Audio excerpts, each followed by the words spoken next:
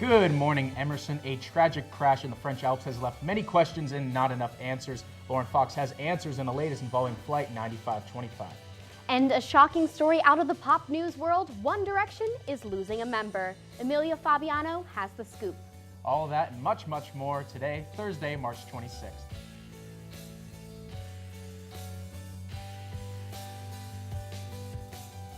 I'm Logan Reaver. And I'm Maggie Morlath. Welcome to the show. Definitely. On today's show, we have an interview with Kevin Lyman, who is the founder of the Warped Tour, a very exclusive interview we taped just the other day. It was very cool to sit down with him. Right. It was quite an opportunity. He's done so much. I mean, Warped Tour is huge. I think we all grew up with that, our generation, but he's done so much more. And he really was a down-to-earth guy. Very down-to-earth. So all the band's very exclusive. It's a great interview, so look forward to that later on. And then later, we will be taking a look at how to make tomato tulips. Meredith Barry will be marinating with Meredith. Is going to show us how to make these cute little flowers out of tomatoes, cucumbers, and yeah, it's kind of cute. Nice little presentation. The other thing with Meredith is it doesn't just like seem good, it looks good. There's always the presentation with her thing. So look forward to a very good-looking meal. Instagram too, so she always posts these. So cute. Follow her on Instagram. And then later we have Sean's bold pick of the week. More bold picks. It's involving college hoops once again as it gets back underway here tonight and on Friday. So that should be a lot of fun. A lot of Cinderella teams still around. So look forward to Sean's bold pick. Could be anybody. Who knows? But first, more information has been found regarding the passengers on board the Germanwings plane that crashed on Tuesday. Here, Lauren Fox has the update and more. Thanks, Maggie. Germanwings CEO Thomas Winkelmann confirmed 3 Americans were on board the flight that crashed in the French Alps. The airline says 150 people were on board the flight, including 2 babies. 16 students and 2 teachers from a high school in Germany were also on board the flight. They were among the 75 total German passengers. Lufthansa, the owner of Germanwings, says the crash was an accident, but the cause has not yet been determined. Winkelmann says a list of names will be released after all victims' families are contacted. And President Obama announced Tuesday he will keep nearly 10,000 troops in Afghanistan until the end of 2015. This announcement follows Obama's day-long meeting with Afghanistani President Ashraf Ghani. President Obama's original plan was to cut the 9,800 troops currently in Afghanistan down to 5,500 by the end of the year. However, both presidents agreed all current troops are needed to continue training Afghan security forces before expected Taliban aggression in the spring. And U.S. Army Sergeant Bo Bergdahl may face life in prison if convicted for both desertion and misbehavior before the enemy charges. On Wednesday, the Pentagon announced charges claiming Bergdahl intentionally abandoned his post before he was captured by the Taliban in Afghanistan in 2009. Bergdahl could also receive a dishonorable discharge, forfeiture of all pay, and rank reduction if found guilty. Bergdahl was given up to U.S. Special Forces in Afghanistan last May in exchange for 5 Taliban commanders imprisoned at Guantanamo Bay. And watch out, a new mega company is taking over American pantries. H.J. Heinz and Kraft Foods announced Tuesday they will be merging into the 5th largest food company in the world. Kraft CEO John Cahill says the $36 billion merger will allow the company to grow faster than it could on its own. Kraft already has a presence in nearly 100% of American kitchens. Since the announcement, Kraft Food shares have increased by 35% to nearly $21 per share. And now, more news on the Germanwings plane carrying 150 people that went down in the French Alps Tuesday.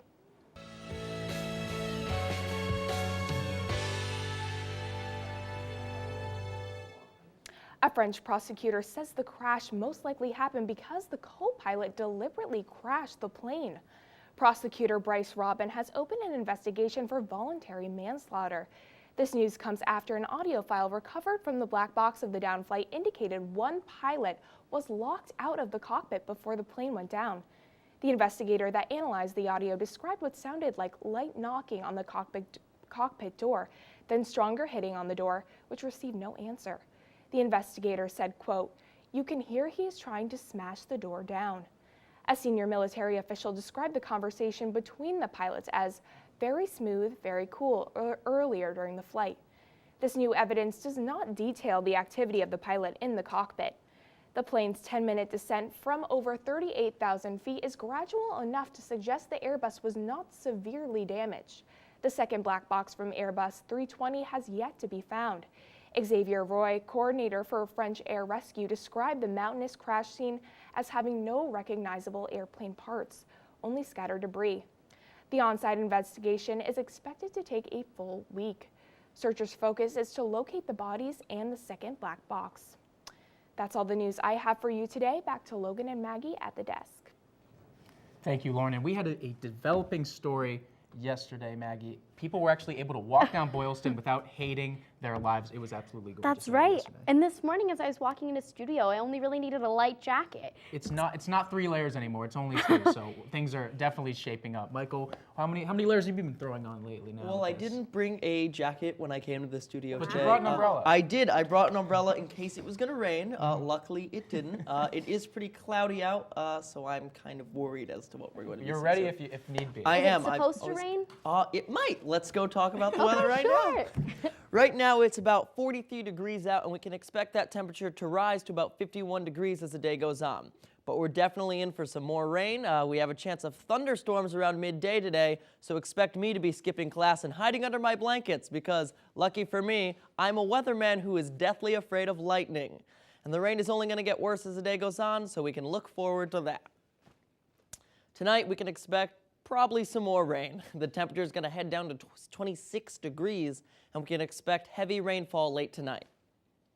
Tomorrow, the temperature is actually going to go down as the day progresses, and the rain should be coming down, but don't put your tanning lotion on yet, because we're still in for some scattered showers until the evening. Don't get excited for the sun either, because when the showers stop, we can expect bits of snow flurries from early morning on Saturday. Looking ahead to our 5-day forecast, we can expect more rain, and a little bit of sun come Sunday. The temperature for the entire week seems like it will be hovering between 30 and 50 degrees, a wide range that is almost expected from New England, especially after the winter we just had. So that's what you're in for this week, whether you like it or not. Back to you, Maggie and Logan at the desk. Well, thanks so much, Michael. Now, when we get back inside, sorry, we got to take a quick commercial break, but when we get back, we'll show you our interview with Kevin Lyman. Coming up. Stay with us.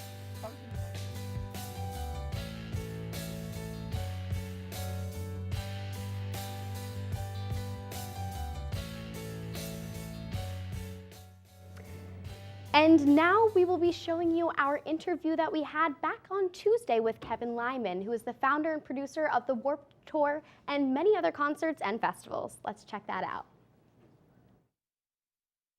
We are here now with Kevin Lyman, live via Skype from LA. He is the founder and producer of the Vans Warped Tour, live with us here. Kevin, can you please talk to us a little bit about now it's the longest running travel music festival in the world today. It's the 20th anniversary. Talk about a little bit of the founding and the past of the Warped Tour. Actually, this will be our 21st summer on the road. It started in 1995, and it's been, we've been out there every summer. I never thought it'd go this long. It was supposed to be one last summer before I was going to go be a school teacher, and decided to go out with some friends and build a skateboard ramp. And I got a few bands together, like No Doubt and Sublime and Quicksand, and some bands that were small at that point. We went out on the road. What do people have to look forward to with this year's show as opposed to maybe a little bit different from the past? Well, the biggest new addition this year is we're adding a comedy tent and we'll be announcing those comedians in the next couple of weeks, and really excited about that. I mean, comedy's kind of blended and become part of culture. So, Warped Tour always is trying to be kind of reflective of what's kind of going on with current culture.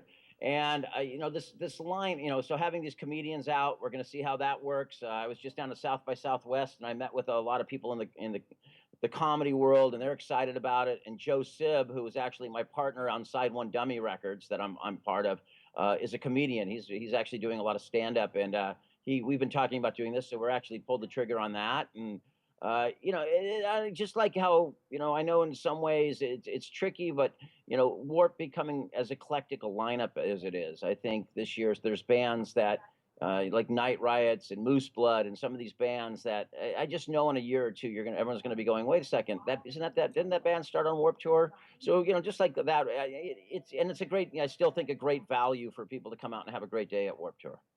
So it sounds like you kind of just happened into this sort of career path.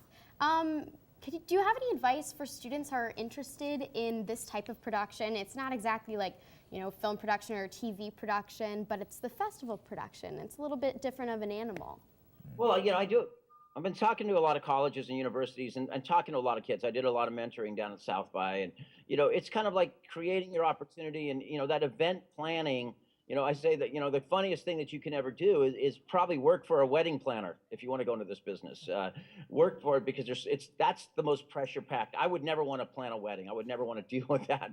But I said that's like encapsulates what festivals are. A lot of stuff happening when you have one chance to get it right. Unlike film where you can take a cut and redo it, recut, or recording in a studio, you have one shot of getting it right when you're putting on a live event. So it's, learning how to deal with so many different personalities and people. But, I always say to students, get as involved in your school events as possible. Utilize your time while you're there. And just kind of create those opportunities. Volunteer work. I know you're all used to being broke when you're in college. So it's, just if you can volunteer and be involved, if you can do it, utilize that time well. So you've worked on not only Warped Tour, but it seems like you've worked on several other productions with Forfini Productions. Is that correct? Forfini Incorporated? Yeah, Forfini was a name that I had my daughter in 1995, and I needed to start a corporation around it. Mm-hmm. So her nickname was the Feeny. So all the money was Forfini that I would earn. And my other daughter asked me where that comes from. But I have been lucky enough to, I still have to actively the Mayhem Festival. We're doing a Taste of Chaos reunion this fall, and I'm doing this Punk's Not Dead festival in California this year. Got to work on a lot of different things, Liquid Mix tours, Oh Brother Where Art Thou Down from the Mountain with T-Bone Burnett. So it's been a good ride. I've been very lucky to get to do what I do. Some people, it's not some days, it's just like any job. It's but when you sit down and the rare moments I get to reflect on what I've done over the last 35 years, I'm pretty lucky, but sometimes some people say that hard work sometimes will overcome luck, and you came together in the right way. Definitely try to make it over to the East Coast one of these times. We'd love to see anything you're working on over here. Well, thanks so much, Kevin. Please do. Come track me down, and I'd love to host you at a show sometime. Well, the New York Jets are at it again, accusing Bill Belichick and his Pats of more illegal action in the NFL, this time directly involving Patriot owner Robert Kraft. Sean, will the Jets just ever let us be? Will they leave us alone? I'm personally just kind of sick of what's been going on in the past. Between the Jets and the Patriots in 2007, we saw Spygate, and then we saw a heated rivalry when the Jets were somehow good with Mark Sanchez, and they made it to the AFC Championship. I don't know about you guys, but I think it's getting a little childish. And, more allegations are coming. The New England Patriots are in a bit of trouble after their division rival, the New York Jets, filed tampering charges on Tuesday. The charges came after Pats owner Robert Kraft said in an interview on Monday that he would have loved to keep defensive back Darrelle Revis. Revis left the New England Patriots to sign with the Jets this offseason. It seems as though this penalty is in rebuttal to a tampering charge that the Patriots filed against New York after owner Woody Johnson said that he wanted Revis back while he was still a member of the Patriots. And on Tuesday, the Red Sox lost 9-4 to the Miami Marlins. The Sox had a 4-1 lead after Alan Craig hit a 3-run double. That was until the 8th inning when the Marlins scored 8 runs. Thankfully, though, the Bees' lackluster bullpen won't have any real effect since it's only the preseason. For all we care, that could have been Will Ferrell throwing for the Sox. Real concerns arise with the bullpen, however, since Koji Uehara is still out. Manager John Farrell hopes Uehara will be back early on in the regular season. And the MLS announced yesterday that they will be adding another team. The Minnesota United will become the 23rd team to debut in 2018. The United currently play for the North American Soccer League and lead the league in points. The United will play in a new stadium that will seat around 18,500 and will cost between $100 and $200 million to build.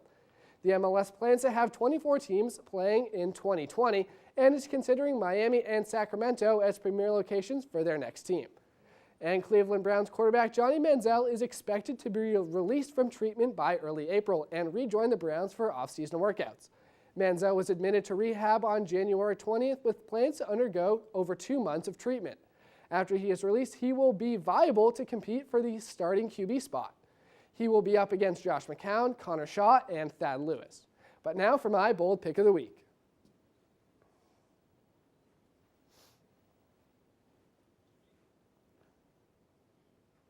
We've seen some wild games and upsets so far during March Madness, so for my bold pick, I am sticking with that trend. I'm taking 11 seed UCLA to take down the number 2 Gonzaga Bulldogs.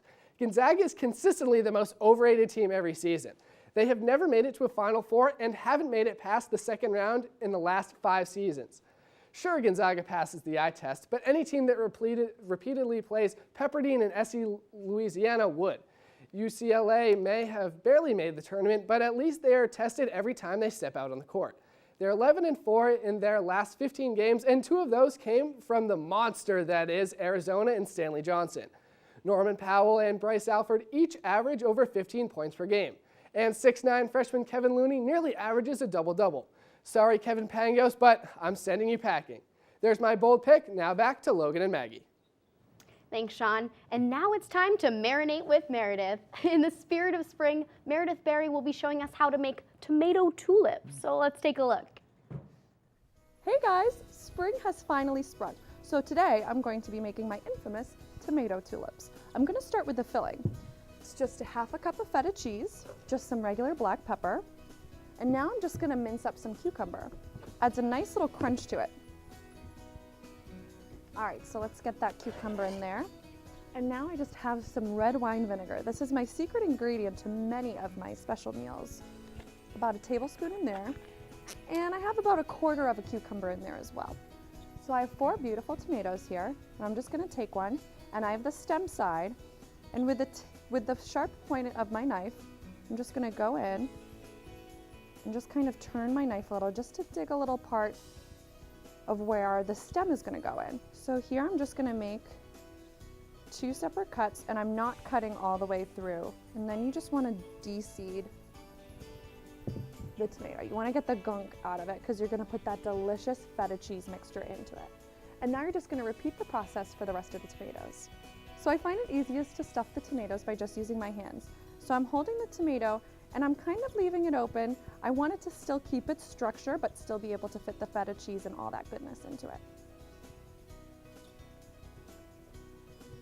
Okay, so the final step is just assembling your stems. So I just took a stalk of celery, cut it into very thin pieces, and it naturally just kind of curved like that, like a little stem. And this is a little bit of the tricky part. But basically what you're gonna do is you're just gonna stick the stems into your tomato tulip. So there you have it. This is the perfect appetizer to bring if you want to impress all your friends, or it's great for just dinner for you. This is how you bring the springtime to you because it's so freezing cold outside. I hope you guys enjoy it. Back to you in the studio. Meredith always going above and beyond for us. Great stuff, and always putting in so much work into the pieces she makes. Very grateful to have her here. Definitely. Well, it's time for another commercial, but stick with us because when we get back, Ashlyn Lillibridge will be helping us stay healthy this spring.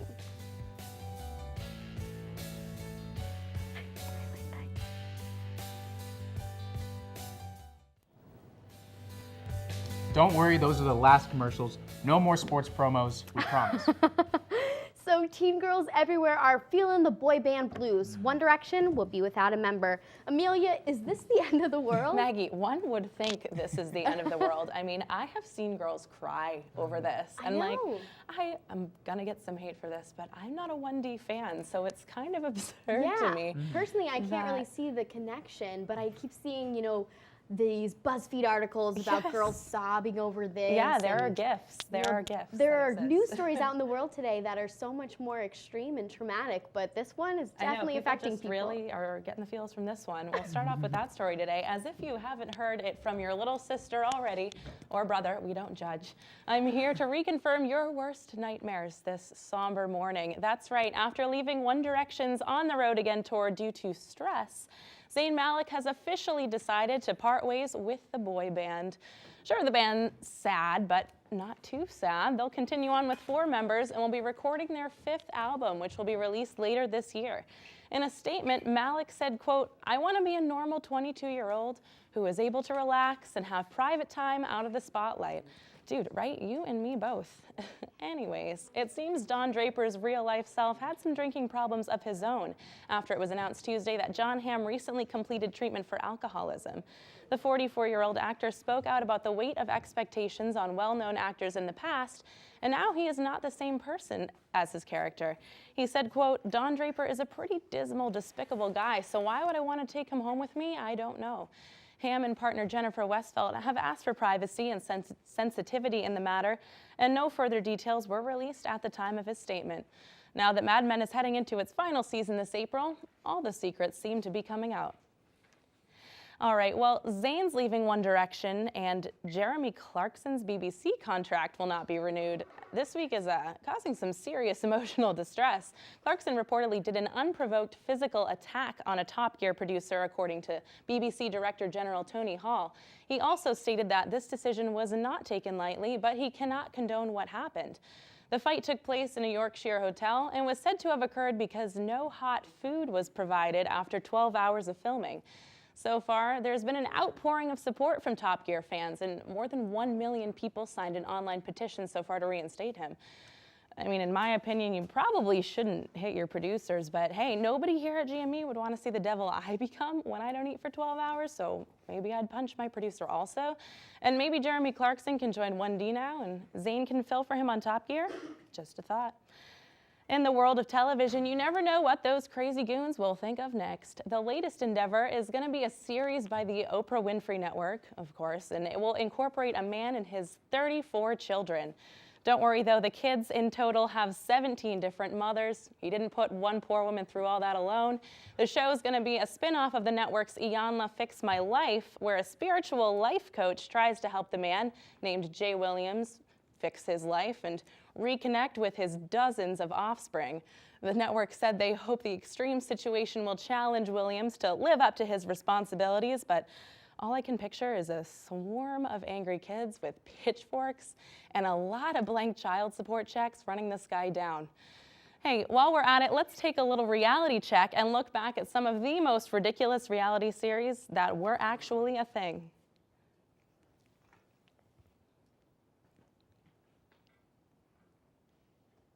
All right, first off here we have Here Comes Honey Boo Boo, which I think we can all agree probably takes the cake for most ridiculous. I mean, the whole concept of the show literally just makes the South look like one giant bad stereotype. I mean, can you imagine being Honey Boo Boo and looking back at that show 30 years from now? I mean, she's probably not going to change too much, but still, kind of embarrassing. Next is My Strange Addiction, which in theory, you feel like is just one big SNL skit, but then you realize, oh, these are actual people. Let's just look at some of the titles here. We have My Strange Addiction, I Eat My Cat's Fur. My Strange Addiction, I Love My Inflatable Toys. My Strange Addiction, I Eat Rocks. What? That cannot be healthy. And finally, this show I actually had to Google when I heard of it. It's Little Shop of Gypsies. I mean, I still can't really even explain it to you, but it does indeed involve a little shop with gypsies. Actually, I even have a quote here from one of the gypsies herself. She noted that Lady Gaga is definitely a devil worshipper. So watch out, Taylor Kinney. You've got a rogue one there. And on that note, that just about wraps it up for me this morning. I'm Amelia Fabiano. Back to you, Maggie and Logan. Well, we are not eating rocks this morning. It is going to be the time of year where everywhere you go on campus, someone is coughing, sneezing, or just being miserable. Here to put that to an end is health and fitness correspondent Ashlyn Lillibridge to show us a little bit about what she's got here today. Great. I have a few things that I'm going to show you about keeping healthy when the seasons change. It's always a good thing to take some precautionary measures and make sure that you're keeping healthy when it's getting a little warmer outside.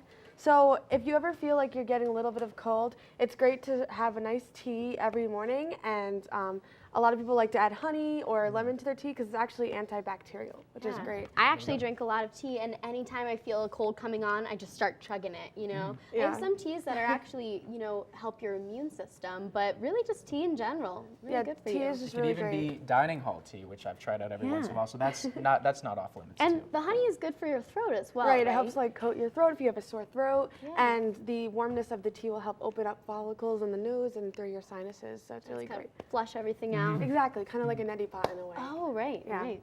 So our next cold remedy is zinc or any sort of Zicam tablet that you can get at CVS or any sort of drugstore. It's really great to have vitamin C in your system when you feel like you're coming down with a cold. It really helps alleviate any sort of cold symptoms that you have in your body, and it's just like another vitamin that you could add to your routine in the morning. So this acts similarly to vitamin C? Yeah, it helps with cold relief and cold symptoms, so it's really great to have, and it tastes a little bit like vitamin C. It's like it has an orangey flavor. I've never heard of That's this refreshing to know because my mom always packs these random pills and medicines in my sort of going away bag. So I'm glad I know what I'm actually consuming now. I'm gonna try not to get sick. So my last remedy is kind of a strange one. A lot of people think when you're coming down with a cold, you're not supposed to exercise, when in fact, actually, if you keep like a little bit of a light exercise, maybe going to the gym and walking instead of running, it's really great to keep your immune system boosted and exercising a little bit while you're feeling. Excuses. Gotta go no matter what. Right? Yeah, and sometimes the machines can be a little dirty, so you always wipe them down with some sort of wipe or antibacterial cloth, just so you don't want to spread any sort of germs around. Yeah. The amount of people that go there is obscene and use the same equipment. Not everybody wipes it off, so. Oh yeah, Exactly. plenty of sweat on those machines, lots of germs going on, so Wipe gotta it take down. care of that. Well, Ashlyn, thank you so much. Thank you so much. I feel like I'm kind of coming down with a cold, so this has been very helpful for me. I'm gonna definitely take these precautions. Yeah, so that's our show. We'll see you next week.